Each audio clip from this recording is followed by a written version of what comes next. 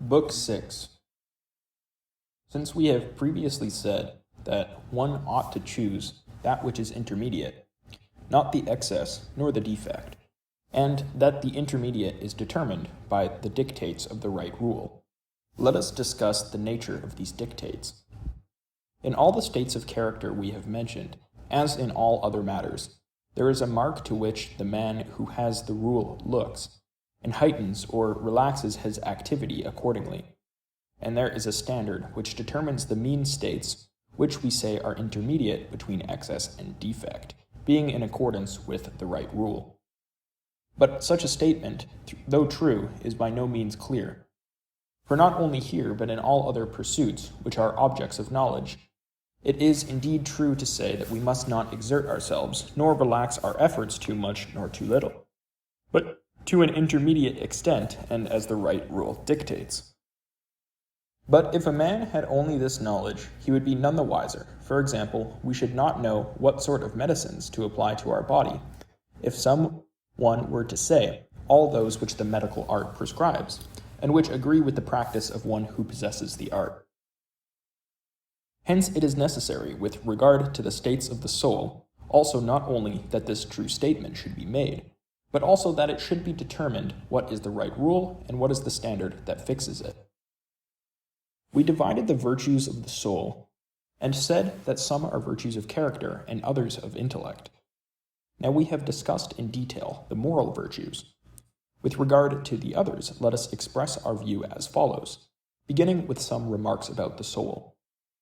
We said before that there are two parts of the soul, that which grasps a rule or rational principle, and the irrational.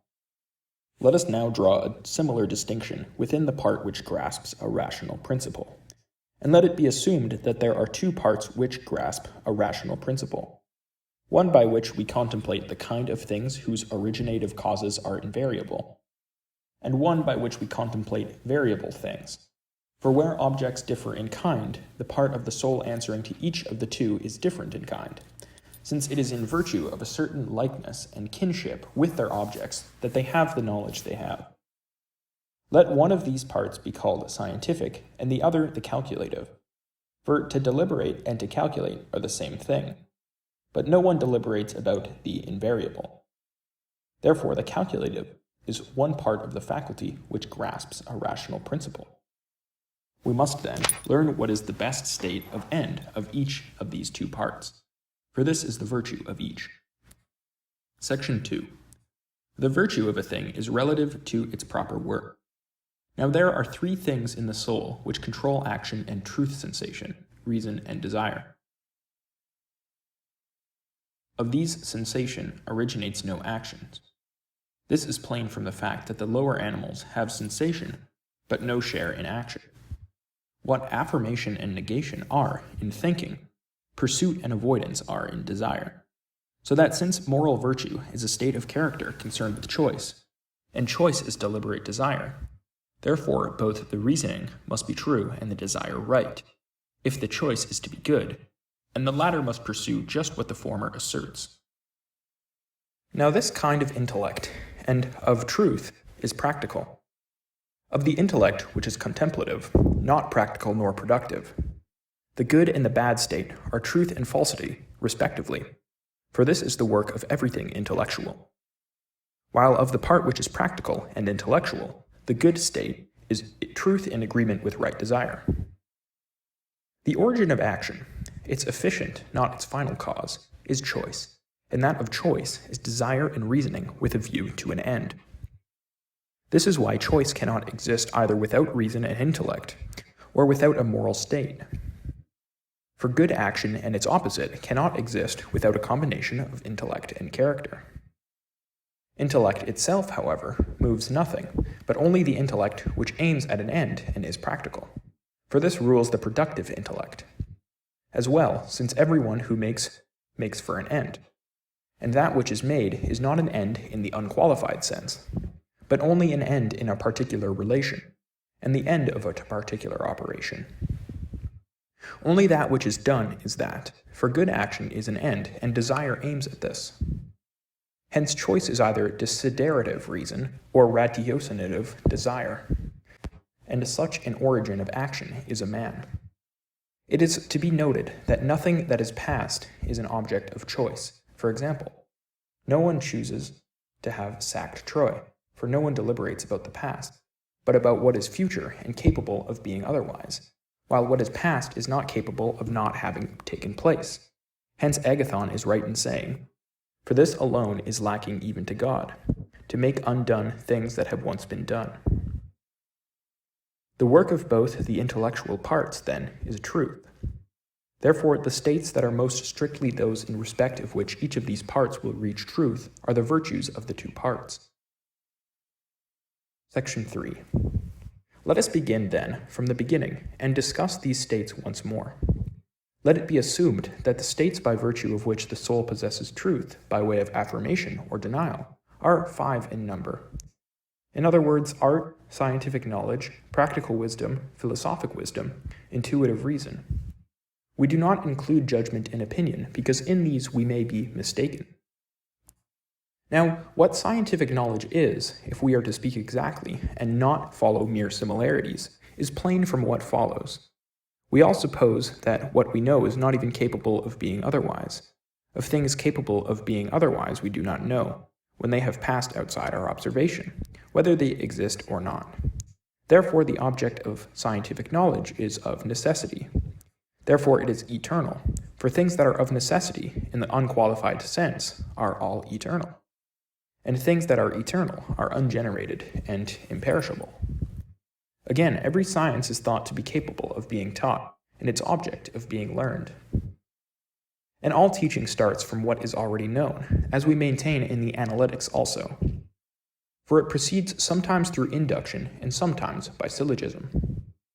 Now, induction is the starting point, which knowledge even of the universal presupposes, while syllogism proceeds from universals. There are therefore starting points from which syllogism proceeds, which are not reached by syllogism. It is therefore by induction that they are acquired. Scientific knowledge is, then, a state of capacity to demonstrate, and has the other limiting characteristics which we specify in the Analytics. For it is when a man believes in a certain way, and the starting points are known to him, that he has scientific knowledge. Since if they are not better known to him than the conclusion, he will have his knowledge only incidentally. Let us then be taken as our account of scientific knowledge. Section 4. In the variable are included both things made and things done. Making and acting are different. For their nature we treat even the discussions outside our school as reliable, so that the reasoned state of capacity to act is different from the reasoned state of capacity to make. Hence, too, they are not included one in the other, for neither is acting making nor is making acting. Now, since architecture is an art and is essentially a reasoned state of capacity to make, and there is neither any art that is not such a state, nor any such state that is not an art, art is identical with a state of capacity to make, involving a true course of reasoning. All art is concerned with coming into being, in other words, with contriving and considering how something may come into being which is capable of either being or not being, and whose origin is in the maker and not in the thing made. For art is concerned neither with things that are, or come into being, by necessity, nor with those that do so in accordance with nature, since they have their origin in themselves. Making and acting being different, art must be a matter of making, not of acting. And in a sense, chance and art are concerned with the same objects. As Agathon says, art loves chance and chance loves art. Art, then, as has been, is a state concerned with making, involving a true course of reasoning, and lack of art, on the contrary, is a state concerned with making, involving a false course of reasoning. Both are concerned with the variable. Section 5. Regarding practical wisdom, we shall get at the truth by considering who are the persons we accredit with it.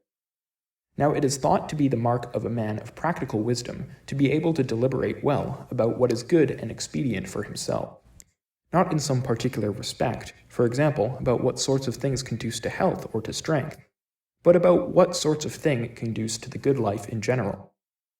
This is shown by the fact that we credit men with practical wisdom in some particular respect when they have calculated well with a view to some good end which is one of those that are not the object of any art.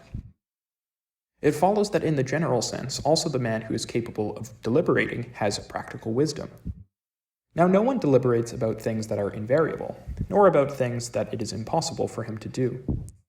Therefore, since scientific knowledge involves demonstration, but there is no demonstration of things whose first principles are variable, for all such things might actually be otherwise, and since it is impossible to deliberate about things that are of necessity, practical wisdom cannot be scientific knowledge nor art. Not science because that which can be done is capable of being otherwise, not art because action and making are different kinds of things. The remaining alternative, then, is that it is a true and reasoned state of capacity to act with regard to the things that are good or bad for a man. For while making has an end other than itself, action cannot, for good action itself is its end. It is for this reason that we think Pericles and men like him have practical wisdom, vis-a-vis because they can see what is good for themselves and what is good for men in general. We consider that those can do this who are good at managing households or states. This is why we call temperance, sophrosyne, by this name. We imply that it preserves one's practical wisdom, sosusa tan fronsin. Now, what it preserves is a judgment of the kind we have described. For it is not any and every judgment that pleasant and painful objects destroy and pervert. For example, the judgment that the triangle has or has not its angles equal to 2 right angles, but only judgments about what is to be done. For the originating causes of the things that are done consist in the end at which they are aimed. But the man who has been ruined by pleasure or pain forthwith fails to see any such originating cause, to see that for the sake of this or because of this he ought to choose and do whatever he chooses and does. For vice is destructive of the originating cause of action. Practical wisdom, then, must be a reasoned and true state of capacity to act with regard to human goods. But further, while there is such a thing as excellence in art, there is no such thing as excellence in practical wisdom. And in art, he who errs willingly is preferable, but in practical wisdom, as in the virtues, he is the reverse. Plainly then, practical wisdom is a virtue and not an art. There being 2 parts of the soul that can follow a course of reasoning, it must be the virtue of one of the 2. In other words, of that part which forms opinions. For opinion is about the variable, and so is practical wisdom. But yet it is not only a reasoned state. This is shown by the fact that a state of that sort may be forgotten, but practical wisdom cannot. Section 6. Scientific knowledge is judgment about things that are universal and necessary, and the conclusions of demonstration, and all scientific knowledge, follow from first principles, for scientific knowledge involves apprehension of a rational ground. This being so, the first principle from which what is scientifically known follows cannot be an object of scientific knowledge, of art, or of practical wisdom. For that which can be scientifically known can be demonstrated, and art and practical wisdom deal with things that are variable. Nor are these first principles the objects of philosophic wisdom, for it is a mark of the philosopher to have demonstration about some things. If then the states of mind by which we have truth and are never deceived about things invariable, or even variable, are scientific knowledge, practical wisdom, philosophic wisdom, and intuitive reason, and it cannot be any of the 3, in other words, practical wisdom, scientific knowledge, or philosophic wisdom. The remaining alternative is that it is intuitive reason that grasps the first principles. Section 7. Wisdom in the arts we ascribe to their most finished exponents. For example, to Phidias as a sculptor and to Polyclitus as a maker of portrait statues. And here we mean nothing by wisdom except excellence in art. But we think that some people are wise in general, not in some particular field or in any other limited respect, as Homer says in the Margites. Him did the gods make neither a digger nor yet a plowman, nor wise in anything else. Therefore, wisdom must plainly be the most finished of the forms of knowledge. It follows that the wise man must not only know what follows from the first principles, but must also possess truth about the first principles. Therefore, wisdom must be intuitive reason combined with scientific knowledge of the highest objects, which has received, as it were, its proper completion. Of the highest objects, we say, for it would be strange to think that the art of politics or practical wisdom is the best knowledge, since man is not the best thing in the world. Now, if what is healthy or good is different for men and for fishes, but what is white or straight is always the same, anyone would say that what is wise is the same, but what is practically wise is different. For it is to that which observes well the matters concerning itself that one ascribes practical wisdom, and it is to this that one will entrust such matters. This is why we say that some of the lower animals have practical wisdom, vis-a-vis those which are found to have a power of foresight with regard to their own life. It is also evident that philosophic wisdom and the art of politics cannot be the same. For if the state of mind concerns with a man's own interest is to be called philosophic wisdom, there will be many philosophic wisdoms. There will not be one concerned with the good of all animals, any more than there is one art of medicine for all existing things, but a different philosophic wisdom about the good of each species. But if the argument be that man is the best of the animals, this makes no difference. For there are other things much more divine in their nature even than man. For example, most conspicuously, the bodies of which the heavens are framed. From what has been said, it is plain then that philosophic wisdom is scientific knowledge, combined with intuitive reason, of the things that are highest by nature. This is why we say Anaxagoras, Thales, and men like them have philosophic but not practical wisdom, when we see them ignorant of what is to their own advantage, and why we say that they know things that are remarkable, admirable, difficult, and divine, but useless, vis-a-vis because it is not human goods that they seek. Practical wisdom, on the other hand, is concerned with things human and things about which it is possible to deliberate. For we say this is above all the work of the man of practical wisdom, to deliberate well, but no one deliberates about things invariable, nor about things which have not an end, and that a good can be brought about by action. The man who is without qualification good at deliberating is the man who is capable of aiming in accordance with calculation at the best, for man of things attainable by action. Nor is practical wisdom concerned with universals only.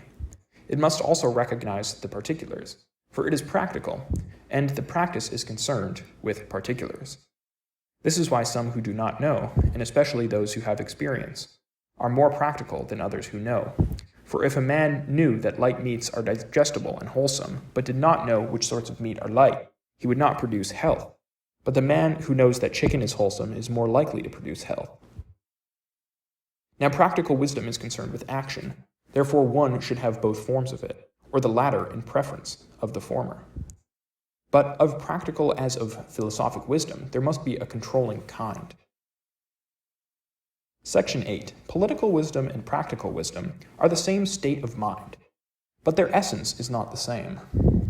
Of the wisdom concerned with the city, the practical wisdom, which plays a controlling part, is legislative wisdom, while that which is related to this, as particulars to their universal, is known by the general name political wisdom. This has to do with action and deliberation, for a decree is a thing to be carried out in the form of an individual act. This is why the exponents of this art are alone said to take part in politics, for these alone do things as manual laborers do things. Practical wisdom also is identified especially with that form of which is concerned with a man himself, with the individual, and this is known by the general name practical wisdom. Of the other kinds, one is called household management, another legislation, the third politics, and of the latter one part is called deliberative and the other judicial. Now knowing what is good for oneself would be one kind of knowledge, but it is very different from the other kinds. And the man who knows and concerns himself with his own interests is thought to have practical wisdom, while politicians are thought to be busybodies.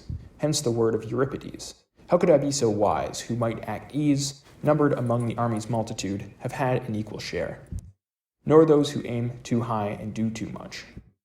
Those who think thus seek their own good, and consider that one ought to do so." From this opinion, then, has come the view that such men have practical wisdom, yet perhaps one's own good cannot exist without household management, nor without a form of government. Further, how one should order one's own affairs is not clear and needs inquiry. What has been said is confirmed by the fact that while young men become geometricians and mathematicians and wise in matters like these, it is thought that a young man of practical wisdom cannot be found. The cause is that such wisdom is concerned not only with universals, but with particulars. which become familiar from experience, but a young man has no experience, for it is length of time that gives experience. Indeed, one might ask this question too, why a boy may become a mathematician, but not a philosopher or a physicist. It is because the objects of mathematics exist by abstraction, while the first principles of these other subjects come from experience. And because young men have no conviction about the latter, but merely use the proper language, while the essence of mathematical objects is plain enough to them. Further, error in deliberation may be either about the universal or about the particular. We may fall to know either that all water that weighs heavy is bad, or that this particular water weighs heavy. That practical wisdom is not scientific knowledge is evident, for it is, as has been said, concerned with the ultimate particular fact, since the thing to be done is of this nature. It is opposed, then, to intuitive reason, for intuitive reason is of the limiting premises, for which no reason can be given, while practical wisdom is concerned with the ultimate particular, which is the object not of scientific knowledge, but of perception. Not the perception of qualities particular to one sense, but a perception akin to that by which we perceive that the particular figure before us is a triangle. For in that direction, as well as in that of the major premise, there will be a limit. But this is rather perception than practical wisdom, though it is another kind of perception than that of the qualities peculiar to each sense. Section 9. There is a difference between inquiry and deliberation. For deliberation is inquiry into a particular kind of thing. We must grasp the nature of excellence in deliberation, as well whether it is a form of scientific knowledge, or opinion, or skill in conjecture, or some other kind of thing. Scientific knowledge it is not, for men do not inquire about the things they know about, but good deliberation is a kind of deliberation. And he who deliberates inquires and calculates. Nor is it skill in conjecture, for this both involves no reasoning and is something that is quick in its operation, while men deliberate a long time, and they say that one should carry out quickly the conclusions of one's deliberation, but should deliberate slowly. Again, readiness of mind is different from excellence in deliberation. It is a sort of skill in conjecture. Nor again is excellence in deliberation opinion of any sort. But since the man who deliberates badly makes a mistake, while he who deliberates well does so correctly, excellence in deliberation is clearly a kind of correctness, but neither of knowledge nor of opinion. For there is no such thing as correctness of knowledge, since there is no such thing as error of knowledge, and correctness of opinion is true. And at the same time, everything that is an object of opinion is already determined. But again, excellence in deliberation involves reasoning. The remaining alternative, then, is that it is correctness of thinking. For this is not yet assertion, since while even opinion is not inquiry, but has reached the stage of assertion, the man who is deliberating, whether he does so well or ill, is searching for something and calculating. But excellence in deliberation is a kind of certain correctness of deliberation. Hence, we must first inquire what deliberation is and what it is about. And there being more than one kind of correctness, plainly excellence in deliberation is not any and every kind. For the incontinent man and the bad man, if he is clever, will reach as a result of his calculation what he sets before himself, so that he will have deliberated correctly, but he will have got for himself a great evil. Now to have deliberated well is thought to be a good thing, for it is this kind of correctness of deliberation that is excellence in deliberation, vis-a-vis that which tends to attain what is good. But it is possible to attain even good by a false syllogism, and to attain what one ought to do, but not by the right means, the middle term being false, so that this too is not yet excellence in deliberation, this state in virtue of which one attains what one ought, but not by the right means. Again, it is possible to attain it by long deliberation, while another man attains it quickly. Therefore, in the former case, we have not yet got excellence in deliberation, which is rightness with regard to the expedient. Rightness in respect both of the end, the manner, and the time. Further, it is possible to have deliberated well either in the unqualified sense or with reference to a particular end. Excellence in deliberation in the unqualified sense, then, is that which succeeds with reference to what is the end in the unqualified sense, and excellence in deliberation in a particular sense is that which succeeds relatively to a particular end. If, then, it is characteristic of men of practical wisdom to have deliberated well, excellence in deliberation will be correctness with regard to what conduces to the end of which practical wisdom is the true apprehension. Section 10. Understanding, also, and goodness of understanding, in virtue of which men are said to be men of understanding or of good understanding, are neither entirely the same as opinion or scientific knowledge, for at that rate all men would have been men of understanding. Nor are they one of the particular sciences, such as medicine, the science of things connected with health, or geometry, the science of spatial magnitudes.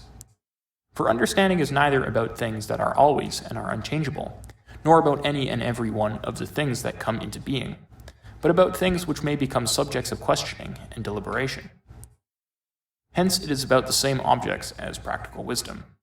But understanding and practical wisdom are not the same, for practical wisdom issues commands, since its end is what ought to be done or not to be done, but understanding only judges. Understanding is identical with goodness of understanding, men of understanding with men of good understanding. Now understanding is neither the having nor the acquiring of practical wisdom, but as learning is called understanding when it means the exercise of the faculty of knowledge, so understanding is applicable to the exercise of the faculty of opinion for the purpose of judging of what someone else says about matters with which practical wisdom is concerned, and of judging soundly, for well and soundly are the same thing.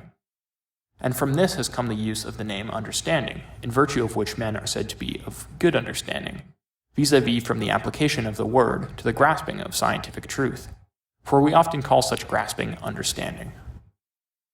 Section 11. What is called judgment, in virtue of which men are said to be sympathetic judges, and to have judgment, is the right discrimination of the equitable. This is shown by the fact that we say the equitable man is above all others a man of sympathetic judgment, and identify equity with sympathetic judgment about certain facts. And sympathetic judgment is judgment which discriminates what is equitable, and does so correctly. And correct judgment is that which judges what is true. Now all the states we have considered converge, as might be expected, to the same point. For when we speak of judgment and understanding, and practical wisdom and intuitive reason, we credit the same people with possessing judgment and having reached years of reason, and with having practical wisdom and understanding. For all these faculties deal with ultimates, in other words, with particulars. And being a man of understanding and of good or sympathetic judgment consists in being able to judge about the things with which practical wisdom is concerned. For the equities are common to all good men in relation to other men. Now all things which have to be done are included among particulars or ultimates, for not only must the man of practical wisdom know particular facts, but understanding and judgment are also concerned with things to be done, and these are ultimates. And intuitive reason is concerned with the ultimates in both directions. For both the first terms and the last are objects of intuitive reason, and not of argument. And the intuitive reason, which is presupposed by demonstrations, grasps the unchangeable in first terms, while the intuitive reason involved in practical reasonings grasps the last in variable fact, in other words, the minor premise. For these variable facts are the starting points for the apprehension of the end, since the universals are reached from the particulars. Of these, therefore, we must have perception, and this perception is intuitive reason. This is why these states are thought to be natural endowments. Why, while no one is thought to be a philosopher by nature, people are thought to have by nature judgment, understanding, and intuitive reason. This is shown by the fact that we think our powers correspond to our time of life, and that a particular age brings with it intuitive reason and judgment. This implies that nature is the cause. Hence, intuitive reason is both beginning and end, for demonstrations are from these and about these. Therefore, we ought to attend to the undemonstrated sayings and opinions of experienced and older people, or of people of practical wisdom, not less than to demonstrations. For because experience has given them an eye, they see aright. We have stated, then, what practical and philosophical wisdom are, and with what each of them is concerned, and we have said that each is the virtue of a different part of the soul. Section 12. Difficulties might be raised as to the utility of these qualities of mind. For philosophic wisdom will contemplate none of the things that will make a man happy, for it is not concerned with any coming into being. And though practical wisdom has this merit, for what purpose do we need it? Practical wisdom is the quality of mind concerned with things just and noble and good for man.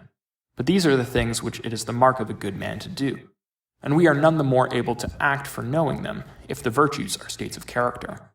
Just as we are none the better able to act for knowing the things that are healthy and sound, in the sense not of producing, but of issuing from the state of health. For we are none the more able to act for having the art of medicine or of gymnastics. But if we are to say that a man should have practical wisdom, not for the sake of knowing moral truths, but for the sake of becoming good, practical wisdom will be of no use to those who are good. Again, it is of no use to those who have not virtue, for it will make no difference whether they have practical wisdom themselves, or obey the others who have it. And it would be enough for us to do what we do in the case of health. Though we wish to become healthy, yet we do not learn the art of medicine. Besides this, it would be thought strange if practical wisdom, being inferior to philosophic wisdom, is to be put in authority over it, as seems to be implied by the fact that the art which produces anything rules and issues commands about that thing. These, then, are the questions we must discuss. So far, we have only stated the difficulties. Now first, let us say that in themselves these states must be worthy of choice because they are the virtues of the two parts of the soul respectively, even if neither of them produce anything. Secondly, they do produce something, not as the art of medicine produces health, however, but as health produces health. So does philosophic wisdom produce happiness. For being a part of virtue entire, by being possessed and by actualizing itself, it makes a man happy. Again, the work of man is achieved only in accordance with practical wisdom, as well as with moral virtue. For virtue makes us aim at the right mark, and practical wisdom makes us take the right means. Of the fourth part of the soul, the nutritive, there is no such virtue, for there is nothing which it is in its power to do or not to do. With regard to our being none the more able to do, because of our practical wisdom, what is noble and just, let us begin a little further back, starting with the following principle. As we say that some people who do just acts are not necessarily just, in other words, those who do the acts ordained by the laws either unwillingly, or owing to ignorance, or from some other reason, and not for the sake of the acts themselves, though, to be sure, they do what they should and all the things that the good man ought. So it seems, that in order to be good, one must be in a certain state when one does the several acts. In other words, one must do them as a result of choice and for the sake of the acts themselves. Now, virtue makes the choice right, but the question of the things which should naturally be done to carry out our choice belongs not to virtue, but to another faculty. We must devote our attention to these matters and give a clearer statement about them. There is a faculty which is called cleverness, and this is such as to be able to do the things that tend towards the mark we have set before ourselves, and to hit it. Now, if the mark be noble, the cleverness is laudable, but if the mark be bad, the cleverness is mere smartness.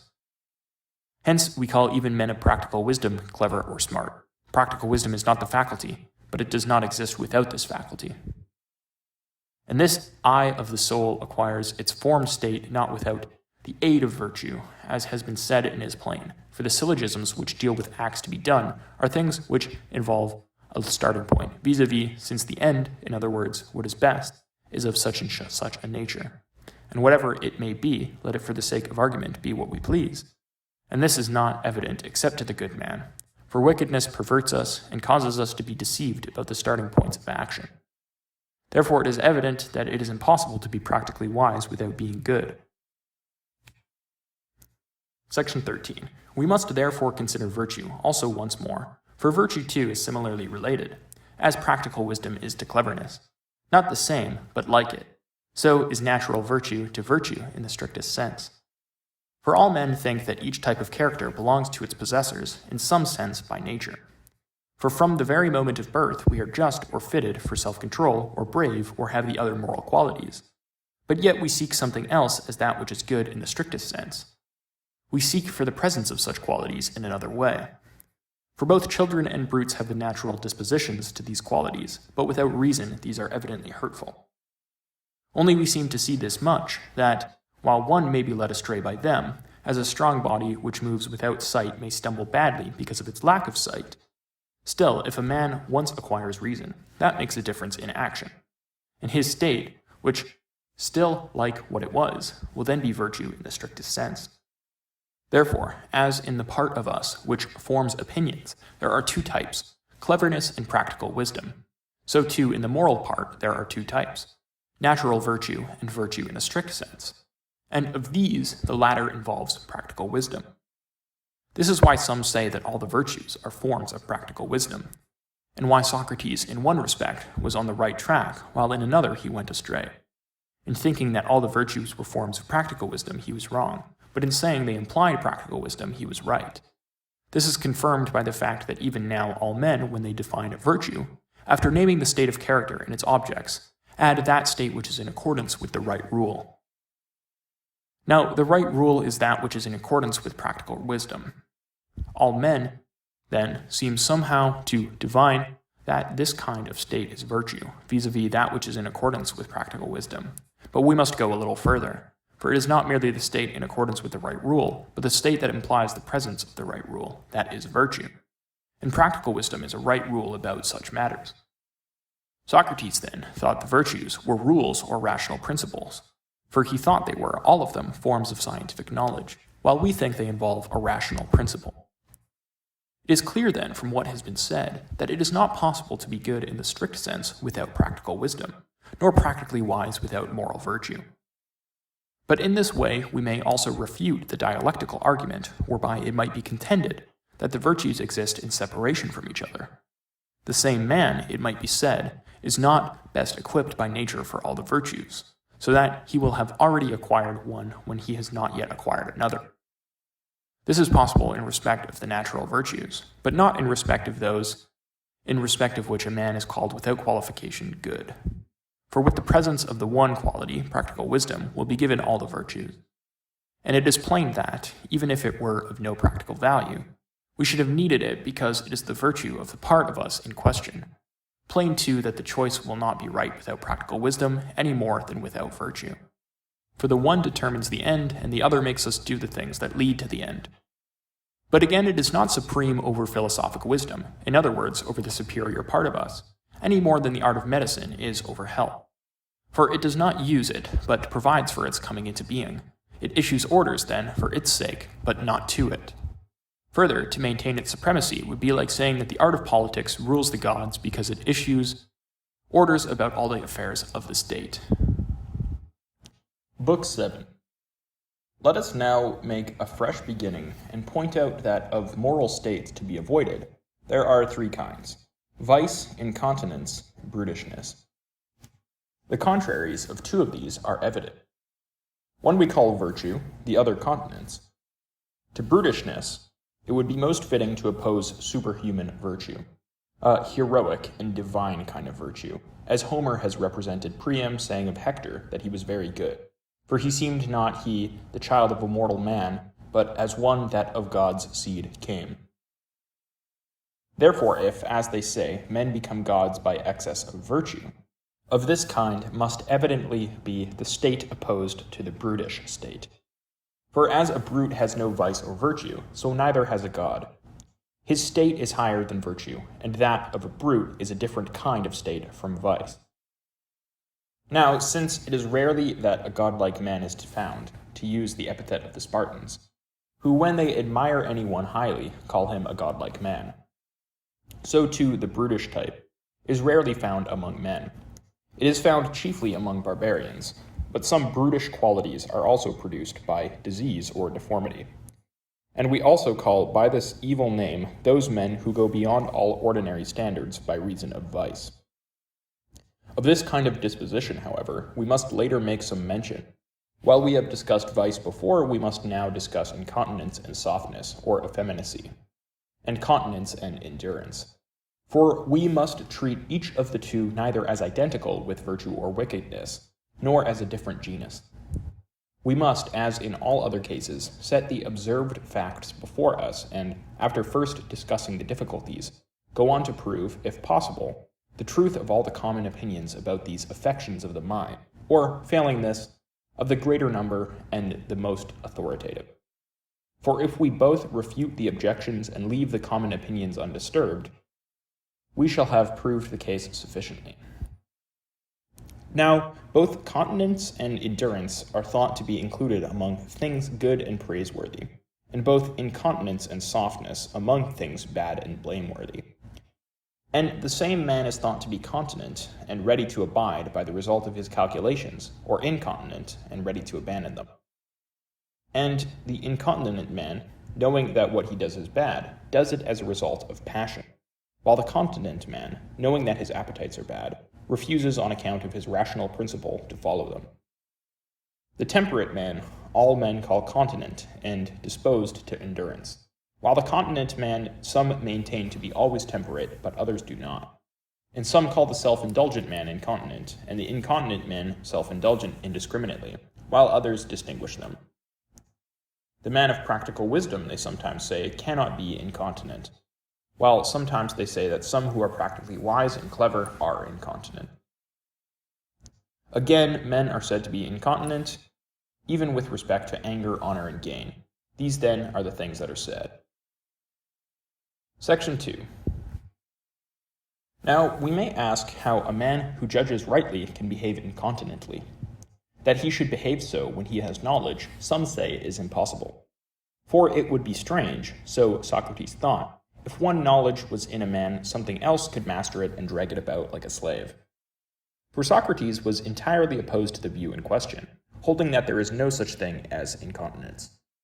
No one, he said, when he judges acts against what he judges best. People act so only by reason of ignorance. Now, this plainly contradicts the observed facts, and we must inquire about what happens to such a man. If he acts by reason of ignorance, what is the manner of his ignorance? For that the man who behaves incontinently does not, before he gets into this state, think he ought to act so is evident. But there are some who concede certain of Socrates' contentions, but not others. That nothing is stronger than knowledge they admit, but not that on one acts contrary to what has seemed to him the better course. And therefore they say that the incontinent man has not knowledge when he is mastered by his pleasures, but opinion. But if it is opinion and not knowledge, if it is not a strong conviction that resists but a weak one, as in men who hesitate, we sympathize with their failure to stand by such convictions against strong appetites. But we do not sympathize with wickedness, nor with any of the other blameworthy states. Is it then practical wisdom whose resistance is mastered? That is the strongest of all states. But this is absurd. The same man will be at once practically wise and incontinent. But no one would say that it is the part of a practically wise man to do willingly the basest acts. Besides, it has been shown before that the man of practical wisdom is one who will act, for he is a man concerned with the individual facts, and who has the other virtue. Further, if continence involves having strong and bad appetites, the temperate man will not be continent, nor the continent man temperate. For a temperate man will have neither excessive nor bad appetites. But the continent man must. For if the appetites are good, the state of character that restrains us from following them is bad, so that not all continence will be good. While if they are weak and not bad, there is nothing admirable in resisting them. And if they are weak and bad, there is nothing great in resisting these either. Further, if continence makes a man ready to stand by any and every opinion, it is bad. In other words, it makes him stand even by a false opinion. And if incontinence makes a man apt to abandon any and every opinion, there will be a good incontinence, of which Sophocles' Neoptolemus in the Philoctetes will be an instance. For he is to be praised for not standing by what Odysseus persuaded him to do, because he is pained at telling a lie. Further, the sophistic argument presents a difficulty. The syllogism arising from men's wish to expose paradoxical results arising from an opponent's view, in order that they may be admired when they succeed, is one that puts us in a difficulty. For thought is bound fast when it will not rest because the conclusion does not satisfy it, and cannot advance because it cannot refute the argument. There is an argument from which it follows that folly, coupled with incontinence, is virtue. For a man does the opposite of what he judges, owing to incontinence, but judges what is good to be evil and something that he should not do. In consequence, he will do what is good and not what is evil. Further, he who on conviction does and pursues and chooses what is pleasant would be thought to be better than one who does so as a result not of calculation, but of incontinence. For he is easier to cure, since he may be persuaded to change his mind. But to the incontinent man may be applied the proverb, "When water chokes, what is one to wash it down with?"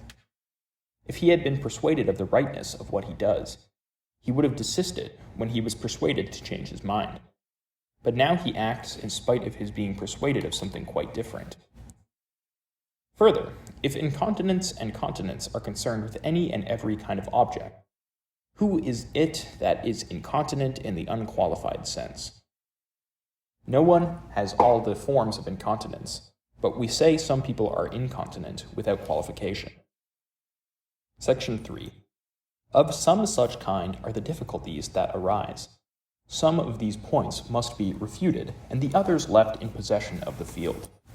For the solution of the difficulty is the discovery of the truth. We must consider first, then, whether incontinent people act knowingly or not, and in what sense knowingly. Then, with what sorts of objects the incontinent and the continent man may be said to be concerned. In other words, whether with any and every pleasure and pain, or with certain discriminate kinds, and whether the continent man and the man of endurance are the same or different, and similarly with regard to the other matters germane to this inquiry. The starting point of our investigation is A, the question whether the continent man and the incontinent are differentiated by their objects or by their attitude. In other words, whether the incontinent man is incontinent simply by being concerned with such and such objects, or instead by his attitude, or instead of that by both these things. The second question is whether incontinence and continence are concerned with any and every object or not. The man who is incontinent in the unqualified sense is neither concerned with any and every object, but with precisely those with which the self-indulgent man is concerned. Nor is he characterized by being simply related to these, for then his state would be the same as self-indulgence, but by being related to them in a certain way. For the one is led on in accordance with his own choice, thinking that he ought always to pursue the present pleasure, while the other does not think so, but yet pursues it. As for the suggestion that it is true opinion and not knowledge against which we act incontinently, that makes no difference to the argument. For some people, when in a state of opinion, do not hesitate, but think they know exactly.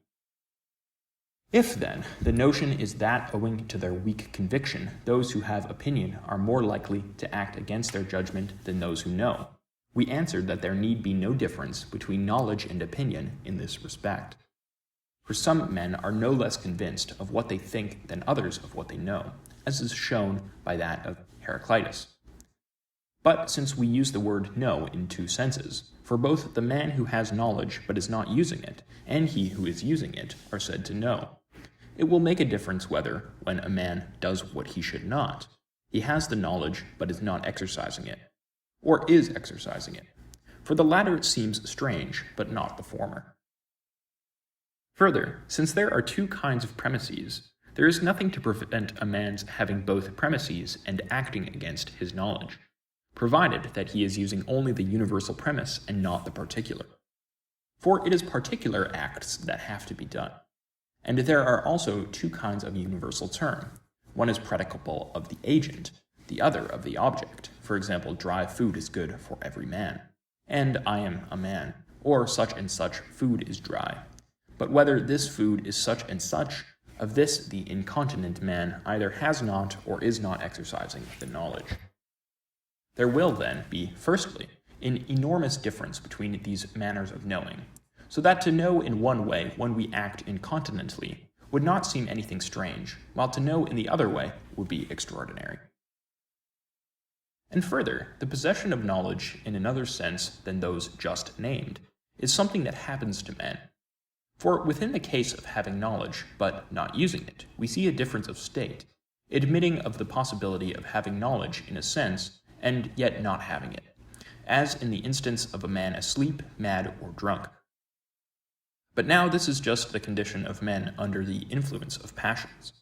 For outbursts of anger and sexual appetites, and some other such passions, it is evident, actually alter our bodily condition, and in some men even produce fits of madness. It is plain, then, that incontinent people must be said to be in a similar condition to men asleep, mad, or drunk. The fact that men use the language that flows from knowledge proves nothing. For even men under the influence of these passions utter scientific proofs and verses of Empedocles, and those who have just begun to learn a science can string together its phrases, but do not yet know it. For it has to become part of themselves, and that takes time. So that we must suppose that the use of language by men in an incontinent state means no more than its utterance by actors on the stage. Again, we may also view the cause as follows with reference to the facts of human nature. The one opinion is universal. The other is concerned with particular facts. And here we come to something within the sphere of perception. When a single opinion results from the two, the soul must, in one type of case, affirm the conclusion, while in the case of opinions concerned with production, it must immediately act. For example, if everything sweet ought to be tasted, and this is sweet, in the sense of being one of the particular sweet things, the man who can act and is not prevented must at the same time actually act accordingly. When, then, the universal opinion is present in us forbidding us to taste, and there is also the opinion that everything sweet is pleasant and that this is sweet. Now, this is the opinion that is active, and when appetite happens to be present in us, the one opinion bids us avoid the object, but appetite leads us towards it, for it can move each of our bodily parts. So that it turns out that a man behaves incontinently under the influence, in a sense, of a rule and an opinion, and of one not contrary in itself, but only incidentally. For the appetite is contrary, not the opinion, to the right rule. It also follows that this is the reason why the lower animals are not incontinent, vis-a-vis because they have no universal judgment, but only imagination and memory of particulars. The explanation of how the ignorance is dissolved and the incontinent man regains his knowledge is the same as in the case of the man drunk or asleep, and is not peculiar to this condition. We must go to the students of natural science for it.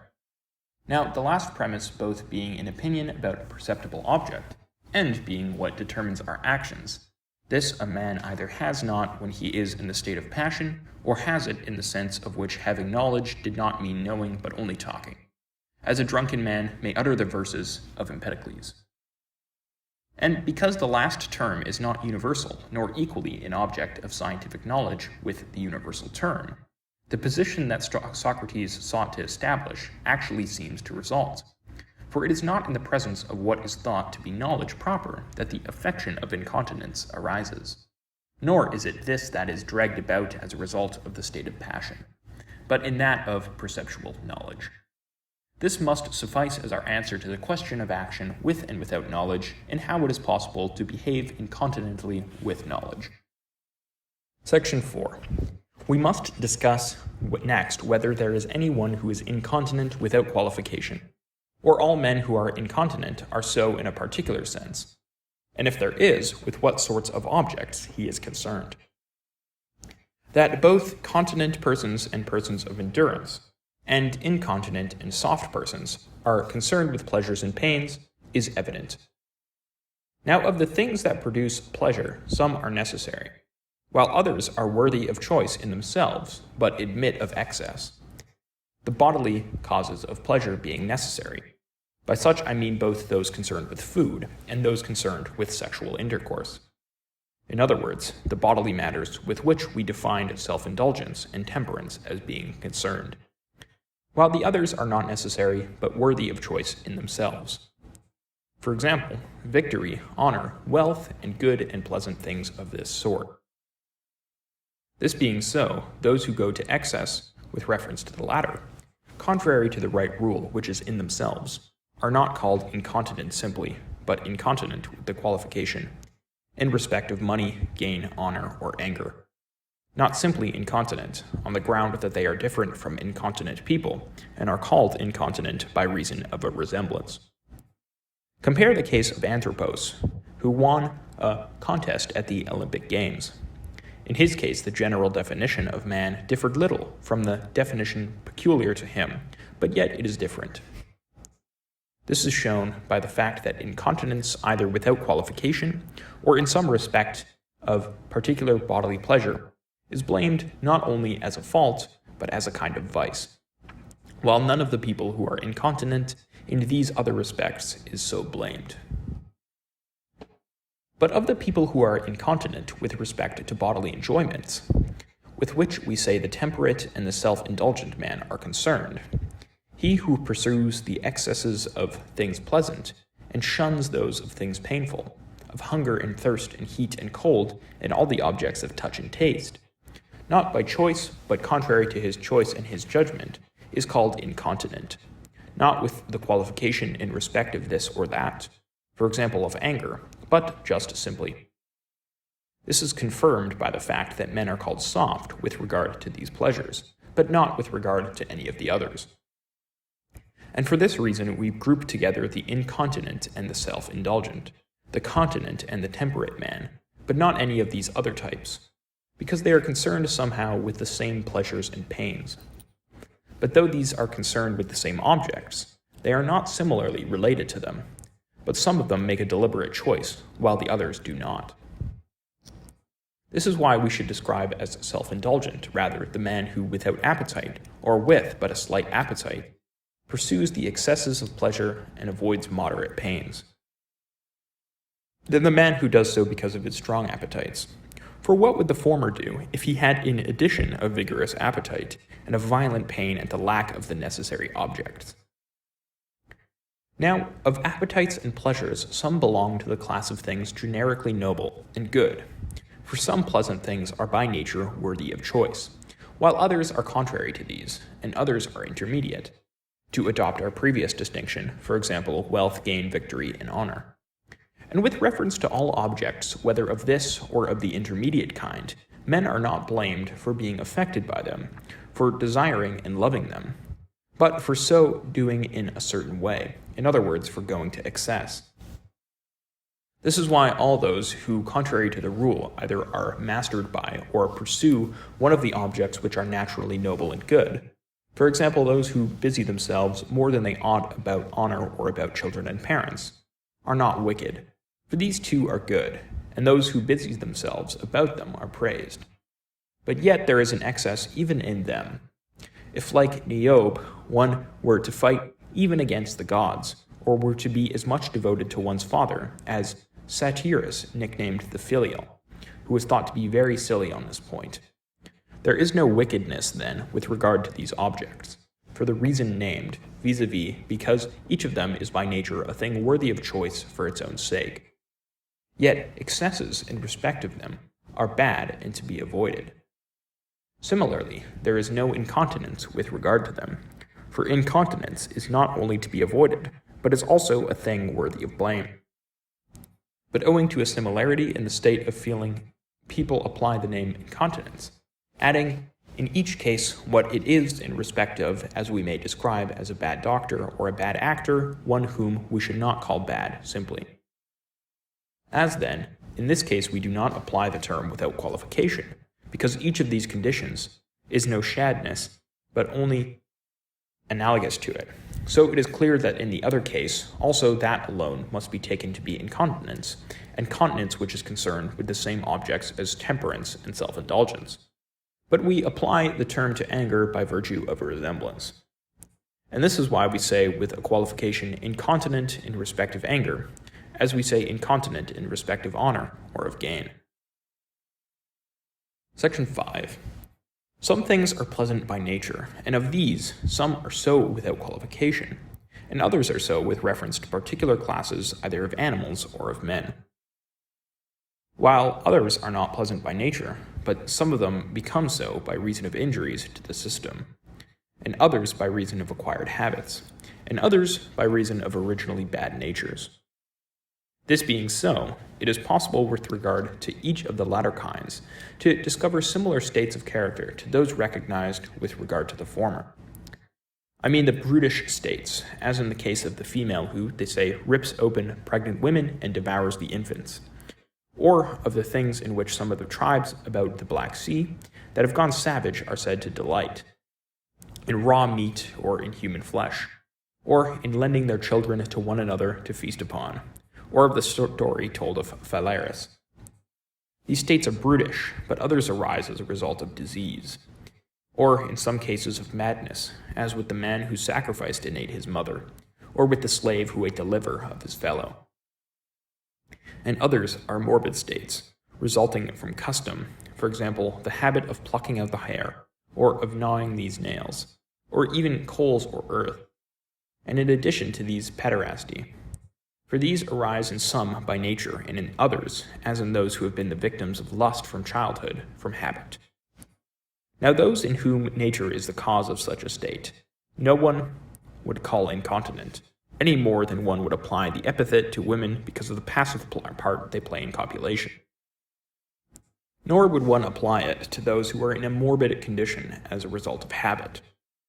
To have these various types of habit is beyond the limits of vice, as brutishness is too. For a man who has them, to master or be mastered by them is not simple, continence or incontinence, but that which is so by analogy. As the man who is in this condition in respect of fits of anger is to be called incontinent, in respect of that feeling, but not incontinent simply. For every excessive state, whether of folly, of cowardice, of self-indulgence, or of bad temper, is either brutish or morbid. The man who is by nature apt to fear everything, even the squeak of a mouse, is cowardly with a brutish cowardness, while the man who feared a weasel did so in consequence of disease. And of foolish people, those who by nature are thoughtless and live by their senses alone are brutish, like some races of the distant barbarians, while those who are so as a result of disease, for example of epilepsy or of madness, are morbid. Of these characteristics, it is possible to have some only at times, and not to be mastered by them. For example, Phalaris may have restrained a desire to eat the flesh of a child, or an appetite for unnatural sexual pleasure, but it is also possible to be mastered, not merely to have the feelings. Thus, as the wickedness which is on the human level, called wickedness simply, while that which is not is called wickedness not simply, but with the qualification brutish or morbid. In the same way, it is plain that some incontinence is brutish and some morbid, while only that which corresponds to human self-indulgence is incontinence simply. That incontinence and continence, then, are concerned only with the same objects of self-indulgence and temperance, and that what is concerned with other objects is the type distinct from incontinence, and called incontinence by a metaphor and not simply, is plain. Section 6. That incontinence in respect of anger is less disgraceful than that in respect of the appetites is what we will now proceed to see. Anger seems to listen to argument to some extent, but to mishear it, as do hasty servants who run out before they have heard the whole of what one says, and then muddle the order, or as dogs bark, if there is but a knock at the door, for looking to see if it is a friend. So anger, by reason of the warmth and hastiness of its nature, though it hears, does not hear an order, and springs to take revenge. For argument or imagination informs us that we have been insulted or slighted, and anger, reasoning as it were, that anything like this must be fought against, boils up straightway. While appetite, if argument or perception merely says that an object is pleasant, springs to the enjoyment of it. Therefore, anger obeys the argument in a sense, but appetite does not. It is therefore more disgraceful, for the man who is incontinent in respect of anger is in a sense conquered by argument, while the other is conquered by appetite and not by argument. Further, we pardon people more easily for following natural desires, since we pardon them more easily for following such appetites as are common to all men, and insofar as they are common. Now anger and bad temper are more natural than the appetites for excess, in other words, for unnecessary objects. Take, for instance, the man who defended himself on the charge of striking his father, by saying, yes, but he struck his father and he struck his, and pointing to his child, this boy will strike me when he is a man, it runs in the family. Or the man who, when he was being dragged along by his son, bade him stop at the doorway, since he himself had dragged his father only as far as that. Further, those who are more given to plotting against others are more criminal. Now, a passionate man is not given to plotting, nor is anger itself. It is open. But the nature of appetite is illustrated by what the poets call Aphrodite, guile-weaving daughter of Cyprus, and by Homer's words about her embroidered girdle. And the whisper of wooing is there, whose subtlety stealeth the wits of the wise, how prudent soe'er. Therefore, if this form of incontinence is more criminal and disgraceful than that in respect of anger, it is both incontinence without qualification and, in a sense, vice. Further, no one commits wanton outrage with a feeling of pain, but everyone who acts in anger acts with pain, while the man who commits outrage acts with pleasure. If, then, those acts at which it is most just to be angry are more criminal than others, the incontinence which is due to appetite is the more criminal. For there is no wanton outrage involved in anger. Plainly, then, the incontinence concerned with appetite is more disgraceful than that concerned with anger. Incontinence and incontinence are concerned with bodily appetites and pleasures. But we must grasp the differences among the latter themselves. For as has been said at the beginning, some are human and natural both in kind and in magnitude, others are brutish, and others are due to organic injuries and diseases. Only with the first of these are temperance and self-indulgence concerned. This is why we call the lower animals neither temperate nor self-indulgent except by a metaphor. And only if some one race of animals exceeds another as a whole in wantonness, destructiveness, and omnivorous greed. These have no power of choice or calculation, but they are departures from the natural norm, as among men madmen are. Now, brutishness is a less evil than vice, though more alarming. For it is not that the better part has been perverted, as in man. They have no better part. Thus it is like comparing a lifeless thing with a living in respect of badness. For the badness of that which has no originative source of movement is always less hurtful, and reason is an originative source. Thus it is like comparing injustice in the abstract with an unjust man. Each is in some sense worse, for a bad man will do 10,000 times as much evil as a brute. Section 7. With regard to the pleasures and pains and appetites and aversions arising through touch and taste, to which both self-indulgence and temperance were formerly narrowed down, it is possible to be in such a state as to be defeated even by those of them which most people master, or to master even those by which most people are defeated. Among these possibilities, those relating to pleasures are incontinence and continence, those relating to pains, softness, and endurance. The state of most people is intermediate, even if they lean more towards the worse states. Now, since some pleasures are necessary while others are not, and are necessary up to a point while the excesses of them are not, nor the deficiencies, and this is equally true of appetites and pains, the man who pursues the excesses of things pleasant, or pursues to excess necessary objects, and does so by choice, for their own sake and not at all for the sake of any result distinct from them, is self-indulgent, for such a man is of necessity unlikely to repent, and therefore incurable, since a man who cannot repent cannot be cured. The man who is deficient in his pursuit of them is the opposite of self-indulgent. The man who is intermediate is temperate. Similarly, there is the man who avoids bodily pains, not because he is defeated by them, but by choice. Of those who do not choose such acts, one kind of man is led to them as a result of the pleasure involved, another because he avoids the pain arising from the appetite, so that these types differ from one another. Now, anyone would think worse of a man with no appetite or with weak appetite were he to do something disgraceful, than if he did it under the influence of powerful appetite, and worse of him if he struck a blow not in anger than if he did it in anger. For what would he have done if he had been strongly affected? This is why the self-indulgent man is worse than the incontinent. Of the states named, then, the latter is rather a kind of softness, the former is self-indulgence. While to the incontinent man is opposed the continent, to the soft is opposed the man of endurance. For endurance consists in resisting, while continence consists in conquering, and resisting and conquering are different, as not being beaten is different from winning. This is why continence is also more worthy of choice than endurance. Now, the man who is defective in respect of resistance to the things which most men both resist and resist successfully is soft and effeminate. For effeminacy, too, is a kind of softness. Such a man trails his cloak to avoid the pain of lifting it, and plays the invalid without thinking himself wretched, though the man he imitates is a wretched man. The case is similar with regard to continence and incontinence.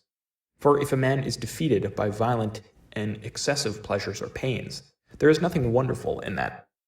Indeed, we are ready to pardon him if he has resisted, as Theodectes Philoctetes does when bitten by the snake, or Carcinus's Cursion in the Elope, and as people who try to restrain their laughter burst out in a guffaw, as happened to Xenophantus. But it is surprising if a man is defeated by and cannot resist pleasures or pains which most men can hold out against, when this is not due to heredity or disease, like the softness that is hereditary with the kings of the Scythians, or that which distinguishes the female sex from the male. The lover of amusement, too, is thought to be self-indulgent, but is really soft. For amusement is a relaxation, since it is a rest from work. And the lover of amusement is one of the people who go to excess in this. Of incontinence, one kind is impetuosity, another weakness. For some men, after deliberating, fail, owing to their emotion, to stand by the conclusions of their deliberation. Others, because they have not deliberated, are led by their emotion. Since some men, just as people who first tickle others and are not tickled themselves, if they have first perceived and seen what is coming, and have first roused themselves in their calculative faculty, are not defeated by their emotion, whether it be pleasant or painful. It is keen and excitable people that suffer especially from the impetuous form of incontinence. For the former by reason of their quickness, and the latter by reason of the violence of their passions, do not await the argument, because they are apt to follow their imagination. Section 8. The self-indulgent man, as was said, is not apt to repent, for he stands by his choice. But incontinent man is likely to repent. This is why the position is not as it was expressed in the formulation of the problem. But the self-indulgent man is incurable, and the incontinent man curable. For wickedness is like a disease such as dropsy or consumption, while incontinence is like epilepsy. The former is a permanent, the latter an intermittent badness. And generally, incontinence and vice are different in kind. Vice is unconscious of itself, incontinence is not. Of incontinent men themselves, those who become temporarily beside themselves are better than those who have the rational principle, but do not abide by it, since the latter are defeated by a weaker passion, and do not act without previous deliberation like the others. For the incontinent man is like the people who get drunk quickly and on little wine. In other words, on less than most people. Evidently, then, incontinence is not vice, though perhaps it is so in a qualified sense. For incontinence is contrary to choice, while vice is in accordance with choice. Not but what they are similar in respect of the actions they lead to, as in the saying of Demodocus about the Milesians. The Milesians are not without sense, but they do the things that senseless people do. So too incontinent people are not criminal, but they will do criminal acts. Now, since the incontinent man is apt to pursue, not on conviction, bodily pleasures that are excessive and contrary to the right rule, while the self-indulgent man is convinced because he is the sort of man to pursue them, it is on the contrary the former that is easily persuaded to change his mind, while the latter is not. For virtue and vice respectively preserve and destroy the first principle, and in actions the final cause is the first principle, as the hypotheses are in mathematics. Neither in that case is it argument that teaches the first principles, nor is it so here. Virtue, either natural or produced by habituation, is what teaches right opinion about the first principle. Such a man as this, then, is temperate. His contrary is the self-indulgent. But there is a sort of man who is carried away as a result of passion and contrary to the right rule. A man whom passion masters, so that he does not act according to the right rule, but does not master to the extent of making him ready to believe that he ought to pursue such pleasures without reserve. This is the incontinent man, who is better than the self-indulgent man, and not bad without qualification. For the best thing in him, the first principle, is preserved. And contrary to him is another kind of man, he who abides by his convictions and is not carried away, at least as a result of passion. It is evident from these considerations that the latter is a good state and the former a bad one. Section 9. Is the man continent who abides by any and every rule and any and every choice, or the man who abides by the right choice? And is he incontinent who abandons every and every choice and any and every rule, or he who abandons the rule that is not false and the choice that is right? This is how we put it before in our statement of the problem. Or is it incidentally any and every choice but per se the true rule, and the right choice by which the one abides and the other does not? If anyone chooses or pursues this for the sake of that, per se he pursues and chooses the latter, but incidentally the former. But when we speak without qualification, we mean what is per se. Therefore, in a sense, the one abides by, and the other abandons, any and every opinion, but without qualification, the true opinion. There are some who are apt to abide by their opinion, who are called strong-headed, vis-a-vis those who are hard to persuade in the first instance, and are not easily persuaded to change. These have in them something like the continent man, as the prodigal is in a way like the liberal man, and the rash man like the confident man. But they are different in many respects, for it is to passion and appetite that the one will not yield, since on occasion the continent man will be easy to persuade. But it is to argument that the others refuse to yield, for they do form appetites, and many of them are led by their pleasures. Now the people who are strong-headed are the opinionated, the ignorant, and the boorish, the opinionated being influenced by pleasure and pain, for they delight in the victory they gain if they are not persuaded to change, and are pained if their decisions become null and void as decrees sometimes do, so that they are liker the incontinent man than the continent. But there are some who fail to abide by their resolutions, not as a result of incontinence, for example, Neoptolemus in Sophocles' Philoctetes. Yet, it was for the sake of pleasure that he did not stand fast, but a noble pleasure. For telling the truth was noble to him, but he had been persuaded by Odysseus to tell the lie. For not everyone who does anything for the sake of pleasure is either self-indulgent or bad or incontinent, but he who does it for a disgraceful pleasure.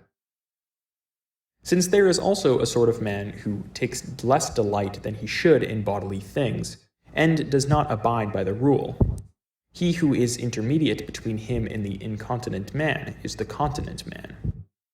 For the incontinent man fails to abide by the rule because he delights too much in them, and this man because he delights in them too little, while the continent man abides by the rule and does not change on either account. Now, if continence is good, both the contrary states must be bad, as they actually appear to be. But because the other extreme is seen in few people and seldom, as temperance is thought to be contrary only to self-indulgence, so is continence to incontinence. Since many names are applied analogically, it is by analogy that we have come to speak of the continence of the temperate man. For both the continent man and the temperate man are such as to do nothing contrary to the rule for the sake of the bodily pleasures, but the former has and the latter has not bad appetites, and the latter is such as not to feel pleasure contrary to the rule, while the former is such as to feel pleasure but not to be led by it. And the incontinent and the self-indulgent man are also like another. They are different, but both pursue bodily pleasures. The latter, however, also thinking that he ought to do so, while the former does not think this. Section 10. Nor can the same man have practical wisdom and be incontinent. For it has been shown that a man is at the same time practically wise, and good in respect of character. Further, a man has practical wisdom not by knowing only, but by being able to act. But the incontinent man is unable to act. There is, however, nothing to prevent a clever man from being incontinent. This is why it is sometimes actually thought that some people have practical wisdom, but are incontinent, vis-a-vis because cleverness and practical wisdom differ in the way we have described in our first discussions, and are near together in respect of their reasoning, but differ in respect of their purpose. Nor yet is the incontinent man like the man who knows and is contemplating a truth, but like the man who is asleep or drunk. And he acts willingly, for he acts in a sense with knowledge, both of what he does and of the end to which he does it, but is not wicked, since his purpose is good, so that he is half wicked. And he is not a criminal, for he does not act of malice aforethought. Of the two types of incontinent man, the one does not abide by the conclusions of his deliberation, while the excitable man does not deliberate at all. And thus the incontinent man, like a city which passes all the right decrees and has good laws, but makes no use of them, as in Anaxandrides' jesting remark, the city willed it, that cares not for laws, but the wicked man is like a city that uses its laws, but has wicked laws to use. Now, incontinence and continence are concerned with that which is in excess of the state characteristic of most men. For the continent man abides by his resolutions more, and the incontinent man less than most men can. Of the forms of incontinence, that of excitable people is more curable than that of those who are deliberate but do not abide by their decisions. And those who are incontinent through habituation are more curable than those in whom incontinence is innate. For it is easier to change a habit than to change one's nature. Even habit is hard to change just because it is like nature, as Avienus says, "I say that habit's but a long practice, friend, and this becomes men's nature in the end."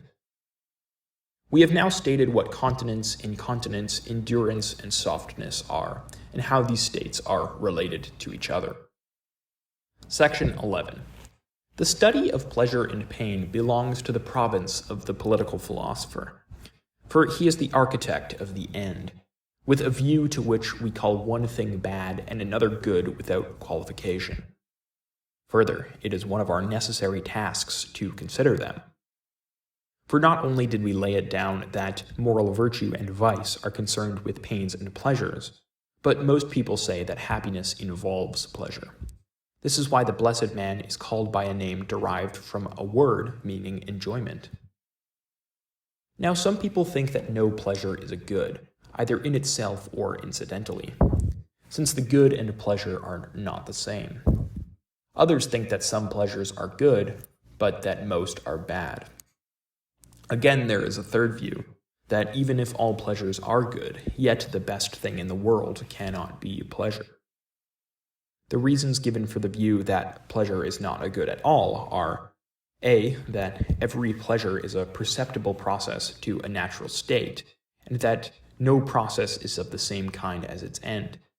For example, no process of building of the same kind as a house. B, a temperate man avoids pleasures. C, a man of practical wisdom pursues what is free from pain, not what is pleasant. D, the pleasures are a hindrance to thought, and the more so the more one delights in them, for example in sexual pleasure, for no one could think of anything while absorbed in this. E, there is no art of pleasure, but every good is the product of some art. F, children and the brutes pursue pleasures. The reasons for the view that not all pleasures are good are that A, there are pleasures that are actually base and objects of reproach, and B, there are harmful pleasures, for some pleasant things are unhealthy. The reason for the view that the best thing in the world is not pleasure is that pleasure is not an end, but a process. Section 12. These are pretty much the things that are said. That it does not follow from these grounds that pleasure is not a good, or even the chief good, is plain from the following considerations. A. First, since that which is good may be so in either of two senses, one thing good simply and another good for a particular person, natural constitutions and states of being, and therefore also the corresponding movements and processes, will be correspondingly divisible. Of those which are thought to be bad, some will be bad if taken without qualification, but not bad for a particular person, but worthy of his choice.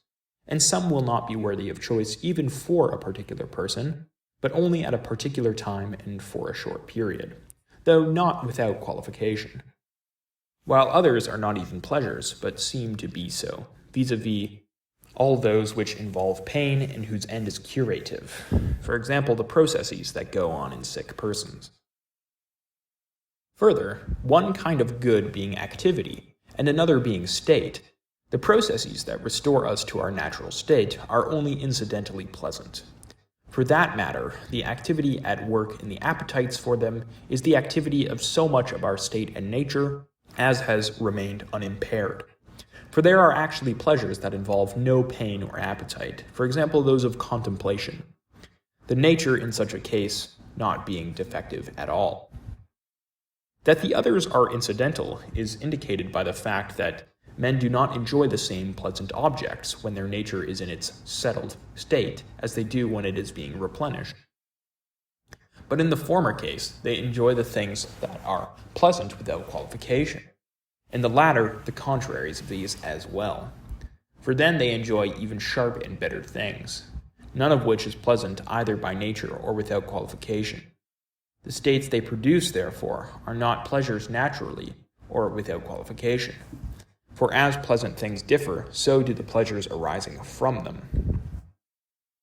Again, it is not necessary that there should be something else better than pleasure, as some say the end is better than the process.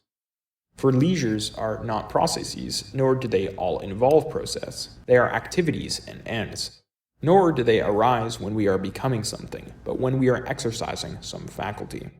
And not all pleasures have an end different from themselves, but only the pleasures of persons who are being led to the perfecting of their nature. This is why it is not right to say that pleasure is perceptible process, but it should rather be called activity of the natural state, and instead of perceptible, unimpeded. It is thought by some people to be process just because they think it is in the strict sense good, for they think that activity is process, which it is not. The view that pleasures are bad because some pleasant things are unhealthy is like saying that healthy things are bad because some healthy things are bad for money-making. Both are bad in the respect mentioned, but they are not bad for that reason. Indeed, thinking itself is sometimes injurious to health. Neither practical wisdom nor any state of being is impeded by the pleasure arising from it. It is foreign pleasures that impede, for the pleasures arising from thinking and learning will make us think and learn all the more. The fact that no pleasure is the product of any art arises naturally enough. There is no art of any other activity either, but only of the corresponding faculty. Though, for that matter, the arts of the perfumer and the cook are thought to be arts of pleasure.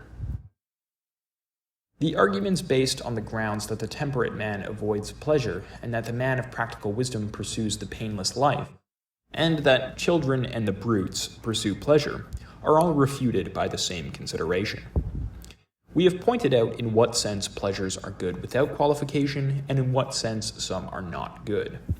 Now, both the brutes and children pursue pleasures of the latter kind, and the man of practical wisdom pursues tranquil freedom from that kind, vis-a-vis those which imply appetite and pain, in other words, the bodily pleasure, for it is these that are of this nature, and the excesses of them in respect of which the self-indulgent man is self-indulgent. This is why the temperate man avoids these pleasures, for even he has pleasures of his own.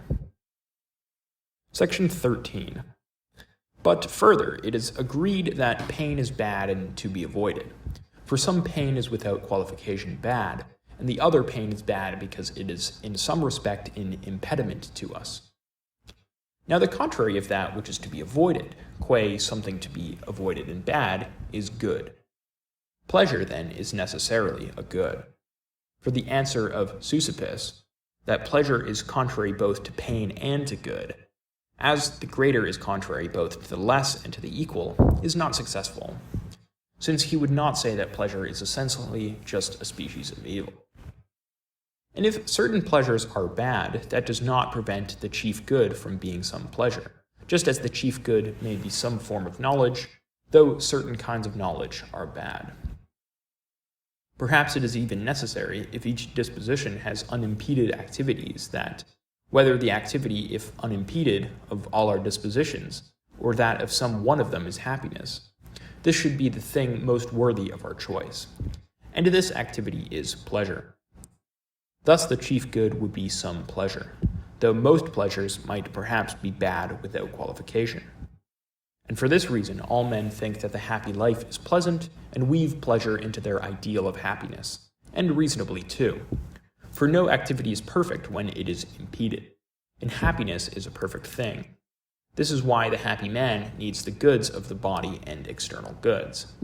In other words, those of fortune, vis-a-vis, in order that he may not be impeded in these ways.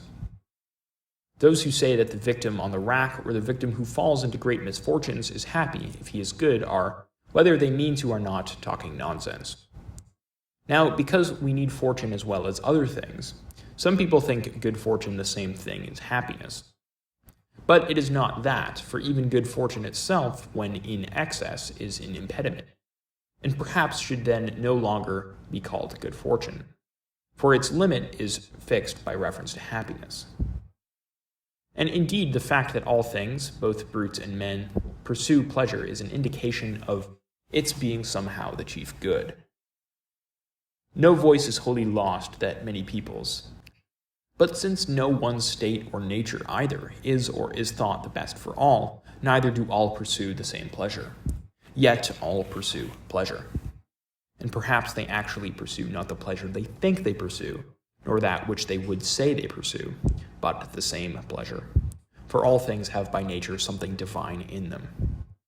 But the bodily pleasures have appropriated the name both because we oftenest steer our course for them, and because all men share in them. Thus, because they alone are familiar, men think there are no others.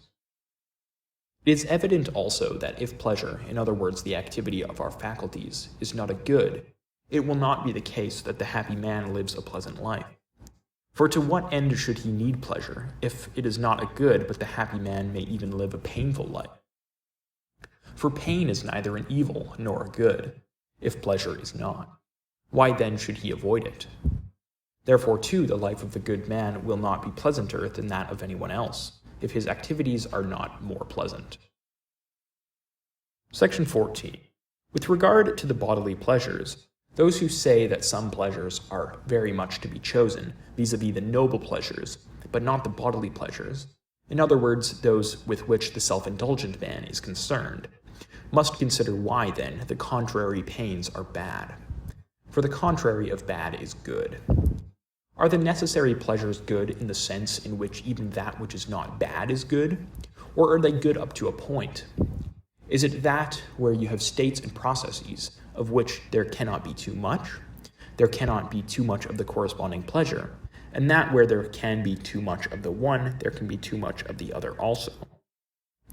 Now there can be too much of bodily goods, and the bad man is bad by virtue of pursuing the excess, not by virtue of pursuing the necessary pleasures. For all men enjoy in some way or other both dainty foods and wines and sexual intercourse, but not all men do so as they ought. The contrary is the case with pain, for he does not avoid the excess of it, he avoids it altogether. And this is peculiar to him, for the alternative to excess of pleasure is not pain, except to the man who pursues this excess. Since we should state not only the truth, but also the cause of error, for this contributes toward producing conviction, since when a reasonable explanation is given of why the false view appears true, this tends to produce belief in the true view. Therefore, we must state why the bodily pleasures appear the more worthy of choice. Firstly, then, it is because they expel pain. Owing to the excesses of pain that men experience, they pursue excessive and, in general, bodily pleasure as being a cure for the pain. Now, curative agencies produce intense feeling, which is the reason why they are pursued, because they show up against the contrary pain. Indeed, pleasure is thought not to be good for these two reasons, as has been said vis-a-vis that some of them are activities belonging to a bad nature, either congenital, as in the case of the brute, or due to habit, in other words, those of bad men, while others are meant to cure a defective nature. And it is better to be in a healthy state than to be getting into it. But these arise during the process of being made perfect and are therefore only incidentally good. Further, they are pursued because of their violence by those who cannot enjoy other pleasures. At all events, they go out of their way to manufacture thirsts somehow for themselves. When these are harmless, the practice is irreproachable. When they are hurtful, it is bad. For they have nothing else to enjoy, and besides, a neutral state is painful to many people because of their nature. For the animal nature is always in travail, as the students of natural science always testify, saying that sight and hearing are painful. But we have become used to this, as they maintain. Similarly, while in youth people are, owing to the growth that is going on, in a situation like that of drunken men, and youth is pleasant, on the other hand, people of excitable nature always need relief. For even their body is ever in torment owing to its special composition, and they are always under the influence of violent desire. But pain is driven out both by the contrary pleasure, and by any chance pleasure if it be strong. And for these reasons they become self-indulgent and bad. But the pleasures that do not involve pains do not admit of excess, and these are among the things pleasant by nature and not incidentally. By things pleasant incidentally, I mean those that act as cures. For because as a result people are cured through some action of the part that remains healthy, for this reason the process is thought pleasant. By things naturally pleasant, I mean those that stimulate the action of the healthy nature. There is no one thing that is always pleasant, because our nature is not simple, but there is another element in us as well, inasmuch as we are perishable creatures. So that if the one element does something, this is unnatural to the other nature. And when the two elements are evenly balanced, what is done seems neither painful nor pleasant. Nor if the nature of anything were simple, the same action would always be most pleasant to it. This is why God always enjoys a single and simple pleasure. For there is not only an activity of movement, but an activity of immobility. And pleasure is found more in rest than in movement. But change in all things is sweet, as the poet says, because of some vice. For as it is the vicious man that is changeable, so the nature that needs change is vicious, for it is not simple nor good. We have now discussed continence and incontinence, and pleasure and pain, both what each is and in what sense some of them are good and others bad. It remains to speak of friendship.